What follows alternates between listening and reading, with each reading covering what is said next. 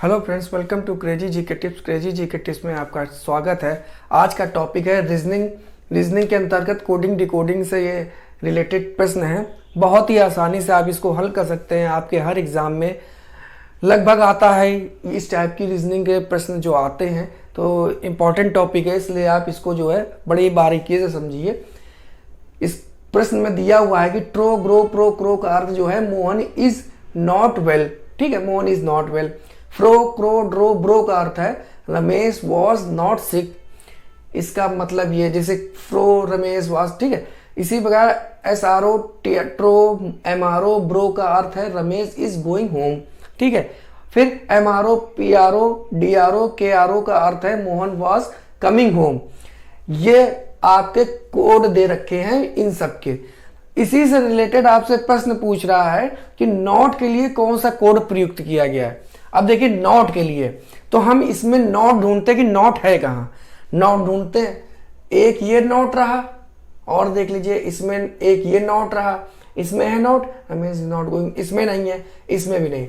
तो हमें पहले और दूसरे में नॉट मिला, दोनों में नॉट कॉमन है। इसमें भी हम देख लेते हैं जो कॉमन हो वो देख लेते हैं, क्योंकि नॉट हमें इन दोनों में मिला, इन्हीं दोनों में हम देख लेते हैं कौन सा इसमें कॉमन है।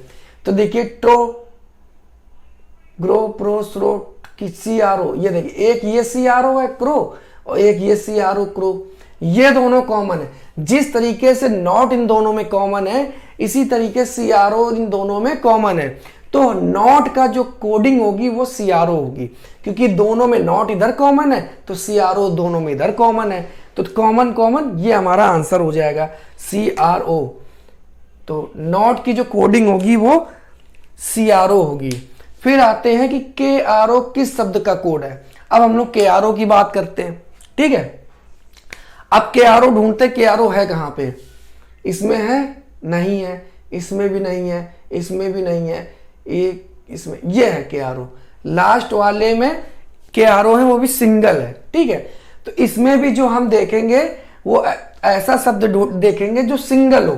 ठीक है, जो रिपीट ना किया हो, कॉमन ना हो, क्योंकि ये सिंगल है, के आर ओ सिंगल है, बाकी कहीं के आर ओ नहीं है।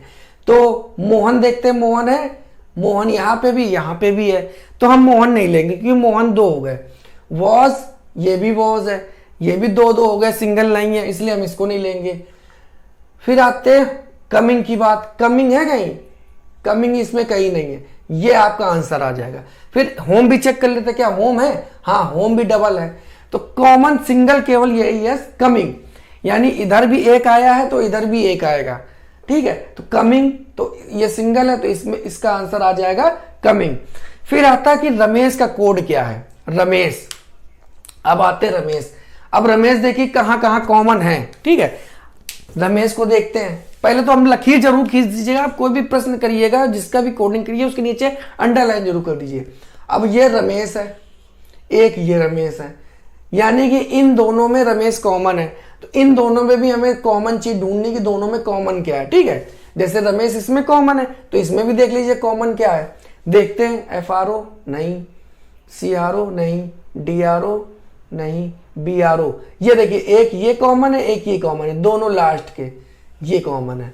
तो रमेश का जो कोडिंग होगी वो बी आर ओ होगी। क्या होगी, बी आर ओ, ये आपका आंसर आ जाएगा लास्ट वाला बी आर ओ। तो इस तरीके से आप बहुत ही आसानी से इस टाइप के प्रश्न को कर सकते हैं। नेक्स्ट,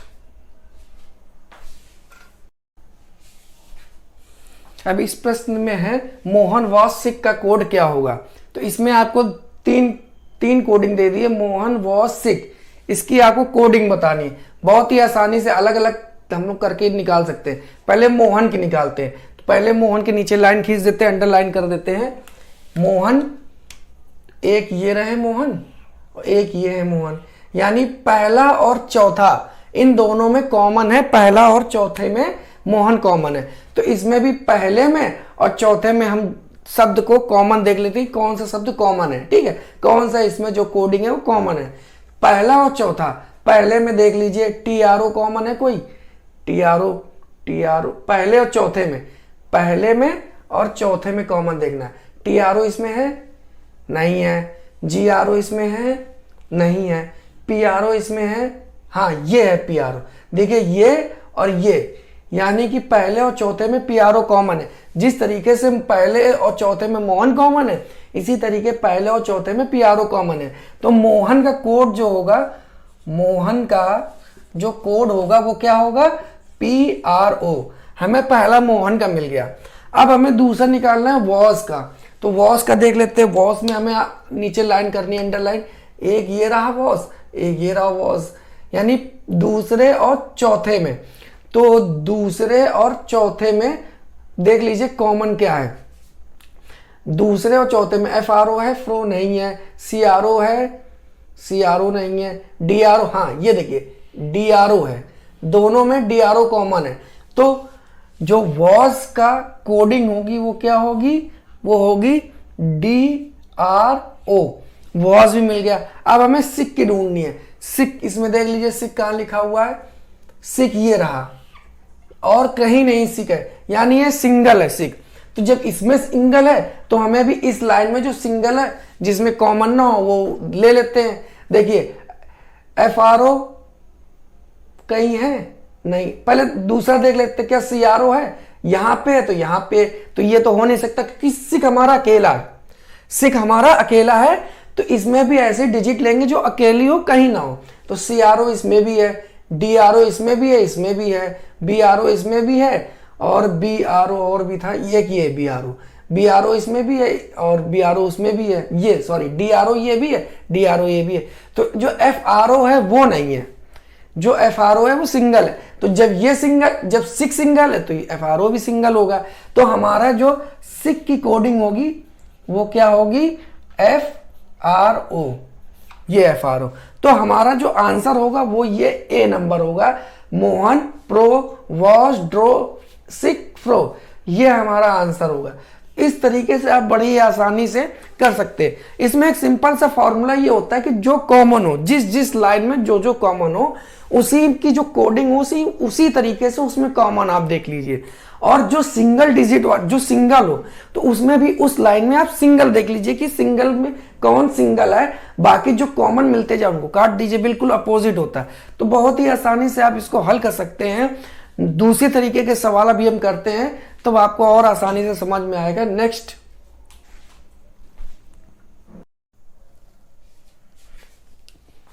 ये वाला प्रश्न देखते हैं। NIC वोई टोई का जो कोड है वो सुंदर फूल खिले, जोई वोई RIC का जो कोड है वो खिले प्रसन्न चेहरे हैं, लो टो और लो का जो है अच्छे अच्छे फूल, ये इसकी कोडिंग दी हुई है। और पूछ क्या रहा है, सुंदर अच्छे फूल का कोड क्या होगा। तो सुंदर अच्छे फूल का कोड क्या होगा, तो इसमें क्या करते हैं हम अलग अलग तरीके, अलग अलग करके हम लोग इसको निकालते हैं। यानी कि सुंदर की पहली कोडिंग करेंगे, फिर अच्छे की कोडिंग करेंगे, फिर फूल की कोडिंग करेंगे और इन कोडिंग को निकालते हैं। चलिए पहले शुरू करते हैं। पहली कोडिंग है सुंदर। तो सुंदर देख लीजिए कहाँ लिखा हुआ है, इसमें सुंदर ये लिखा है, इसके नीचे आप लाइन खींच दीजिए, पहला काम लाइन खींच दीजिए। और इसमें लिखा है सुंदर नहीं, इसमें भी सुंदर नहीं। तो इस वाली लाइन में, यानी कि पहली लाइन में सुंदर कॉमन केवल एक है और कहीं नहीं सुंदर है। तो सुंदर पहली लाइन में अकेला है। तो इसमें जो पहली लाइन में जो है ऐसी कोडिंग ढूंढिए जो अकेली हो, वही इसकी कोडिंग हो, ये इसकी है, ये वही की दूसरे वाले में है, टो की लास्ट वाले में है। मगर NIC निक की जो है कहीं कोडिंग नहीं है, यानी ये अकेला है। जिस तरीके सुंदर अकेला उसी तरीके NIC अकेला है। तो जो सुंदर की कोडिंग होगी वो क्या होगी, सुंदर की कोडिंग क्या होगी, NIC निक होगी।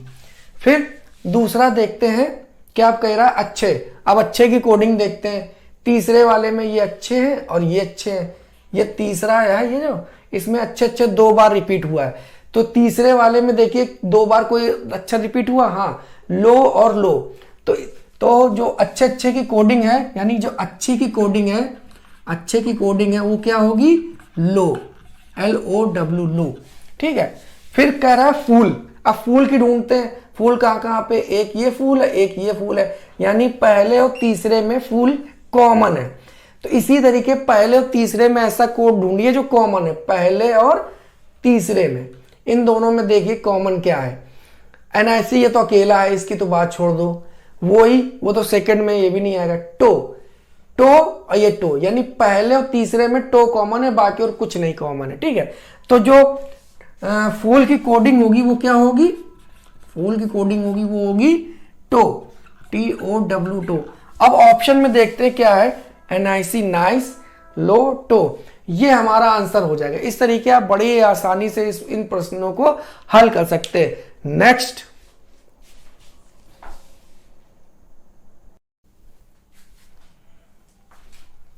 प्रश्न में देखते हैं 2, 3, 1 का जो अर्थ है नितिन काला है, 2, 7, 5 का अर्थ है पवन गोरा है, तथा 3, 8, 6 का अर्थ है बच्चा काला था। ये आपका प्रश्न है, तो बताइए कि काला का कोड क्या होगा। अब हमें काला का कोड निकालना, ठीक है, बहुत ही आसान और इजी प्रश्न है। देखिए काला, जो जहां जहां काला उसके नीचे आप लाइन कर दीजिए, ये काला, ये काला, यानी कि पहले और तीसरे में जो कॉमन है वो है काला। तो इसमें पहले और तीसरे में कॉमन देख लीजिए, जो कॉमन हो वही आपका आंसर होगा। क्या इसमें 2 कॉमन है? नहीं है, कोई 2 अक्षर नहीं है। क्या 3 है? हाँ, एक ये 3 है, एक ये 3 है, बाकी एक नहीं है। तो यानी कि 3 इसमें जो है कॉमन होगी, यानी जो काला का कोड होगा वो क्या होगा, 3, यानी हमारा पहला आंसर आपका आंसर आ जाएगा। तो इस तरीके से आप बहुत ही आसानी से प्रश्नों को हल कर सकते हैं। नेक्स्ट,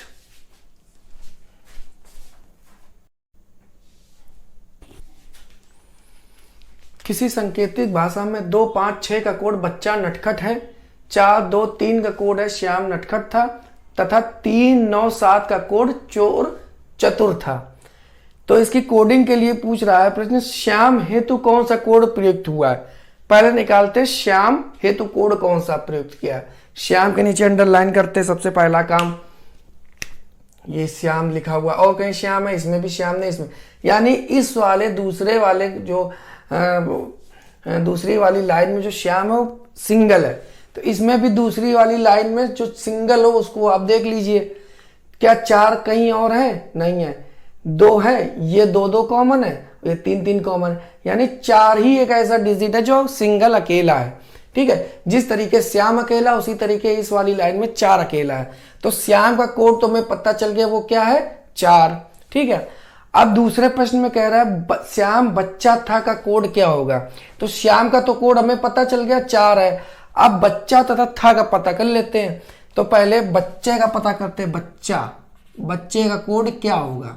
ठीक है, फिर था का कोड पता कर लेते हैं। पहले बच्चा का पता कर लेते हैं। बच्चा कहाँ लिखा हुआ, यहाँ लिखा हुआ, ये है, और कहीं है, इसमें भी नहीं, इसमें भी नहीं है। यानी जो बच्चा सिंगल है, पहले वाले लाइन में जो बच्चा है वो सिंगल है। तो पहली वाली लाइन में जो सिंगल हो उसी को आप लिख लीजिए। तो पहले तो 2 देख लेते हैं, 2 है कहीं, हाँ ये 2 है, तो ये तो सिंगल तो हो नहीं सकता क्योंकि इसकी डिजिट मिल गई। दूसरा 5 है कहीं, इसमें भी 5 नहीं, इसमें भी नहीं, 5 है, तो ये हो गया। फिर छठा देख लेते हैं, इसमें भी नहीं, इसमें भी नहीं है। तो इसलिए हम ये कह सकते हैं या तो 5 भी हो सकता है या तो 6 भी हो सकता है। यानी जो बच्चे की डिजिट होगी वो अभी कंफर्म नहीं है, क्योंकि बच्चा सिंगल है और इसमें भी 2 सिंगल है, क्योंकि इनके कोई कॉमन नहीं मिल रहा है। ना इसमें मिल रहा है कॉमन 5 का, ना इसमें, ना ये 6 जो है, ना इसमें कॉमन मिल रहा है, ना इसमें कॉमन मिल रहा है।